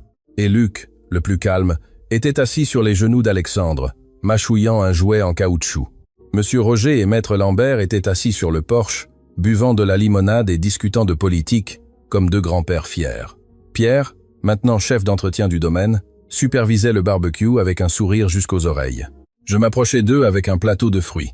« À table », appelai-je. Alexandre leva les yeux. Le soleil lui frappait le visage, effaçant les ombres de cet homme mourant que j'avais trouvé derrière le mur. « Maman dit qu'il faut manger », dit Alexandre en soulevant Luc dans les airs. Le mot « maman » me faisait encore sauter le cœur. Nous n'avions encore rien formalisé de romantique. Nous allions doucement, très doucement, guérissant d'abord. Mais nous étions une famille dans tout le sens du mot qui compte. Je m'assis à ses côtés sur l'herbe. Alexandre posa Luc au sol et se pencha vers moi, baissant la voix pour que Lambert n'entende pas. « Une lettre est arrivée aujourd'hui », dit son ton devenant sérieux un instant. « Du tribunal. » Je sentis un frisson. « D'Éléonore ? » Non, à propos d'Éléonore. Alexandre prit ma main. Elle a eu une bagarre dans la cour de la prison. Elle a essayé de soudoyer une autre détenue, avec des promesses d'argent qu'elle n'a pas. Disons que les choses ne se sont pas bien terminées pour elle. Elle est à l'infirmerie. Elle y restera longtemps, seule. Je regardais vers l'horizon où le soleil se couchait derrière les collines. Je pensais à la femme qui avait tout eu et tout perdu par cupidité. Je pensais à la façon dont la justice prend parfois du temps mais arrive toujours. Que Dieu lui pardonne, dis-je doucement, car je suis trop occupée à être heureuse pour la haïr. Alexandre sourit et embrassa ma main. Trinquons à ça. À ce moment-là, Charles, qui avait réussi à se lever en titubant, fit ses 2 premiers pas sans aide vers moi. Il rit, montrant ses 2 nouvelles dents, et tomba dans mes bras. « Il a marché !» cria Alexandre. « Tu l'as vu ?»« Je l'ai vu, dis-je en serrant l'enfant contre moi, sentant sa chaleur, sa vie, son avenir. Il a marché vers nous. La caméra s'éloigne lentement, montant vers les cimes des oliviers. Nous voyons la scène d'en haut, l'homme, la femme et les 3 enfants au centre d'un jardin qui a fleuri grâce à l'amour. Le château blanc brille en arrière-plan, non plus comme un château de glace, mais comme un refuge. La voix off d'Alexandre clôt l'histoire, non pas comme un narrateur, mais comme une pensée finale alors qu'il regarde Manon. Je croyais que l'argent achetait tout. Je croyais que ma vie s'était terminée dans ce ravin. Mais j'ai dû tout perdre.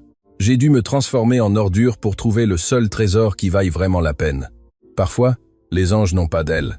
Ils ont des gants en caoutchouc jaune et un courage d'acier trempé. Fin.